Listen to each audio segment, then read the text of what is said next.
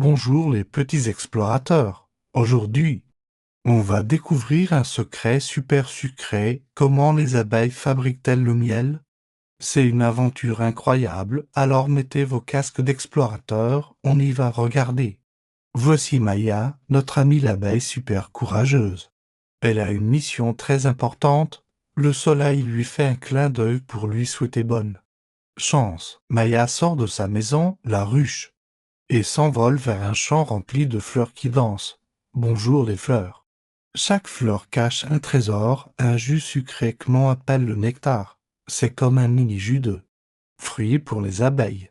Avec sa petite trompe, hop, Maya aspire le nectar des fleurs. Elle en boit un peu pour avoir de l'énergie et garde le reste bien au chaud dans un petit sac spécial dans son ventre, que l'on appelle le jabot. C'est comme son petit sac à dos à trésor, pendant qu'elle butine. De la poudre de fleurs jaunes, le pollen s'accroche à ses pattes poilues. Regardez. On dirait qu'elle porte des petites chaussettes jaunes rigolotes. En allant de fleur en fleur, elle dépose un peu de cette poudre magique, ce qui aide les fleurs à faire des bébés fruits et légumes plus tard. Merci Maya. Après avoir visité plein de fleurs, son petit sac à dos se plein. Il est temps de rentrer à la maison. Dans la ruche, c'est l'effervescence. Des milliers d'autres abeilles travaillent ensemble. Maya donne son nectar à une autre abeille, qui le passe à une autre, et encore une autre. C'est comme un grand jeu de passe-passe. Pendant ce jeu, le nectar se transforme. Les abeilles y ajoutent des petites choses magiques de leur corps, des enzymes, qui le rendent encore meilleur. C'est un peu comme si elles ajoutaient une pincée de super-pouvoir. Puis, elles déposent ce mélange dans de petites boîtes en cire que l'on appelle des alvéoles. Regardez, la ruche est faite de milliers de ces petites chambres hexagonales, comme un immense puzzle. Mais attendez, ce n'est pas encore du miel. Le nectar est encore trop liquide. Il y a trop d'eau dedans.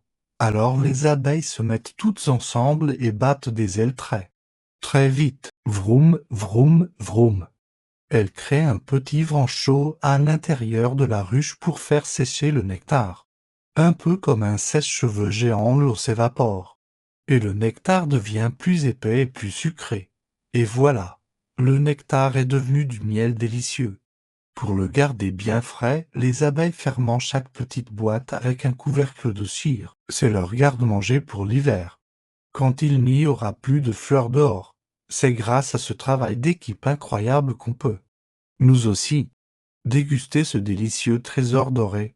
Alors la prochaine fois que vous mangerez une tartine de miel, pensez à Maya et à toutes ses amies qui ont travaillé si dur. Elles sont les petites magiciennes de la nature. Ouah, c'est magique mais c'est de la science. Merci d'avoir regardé les petits explorateurs.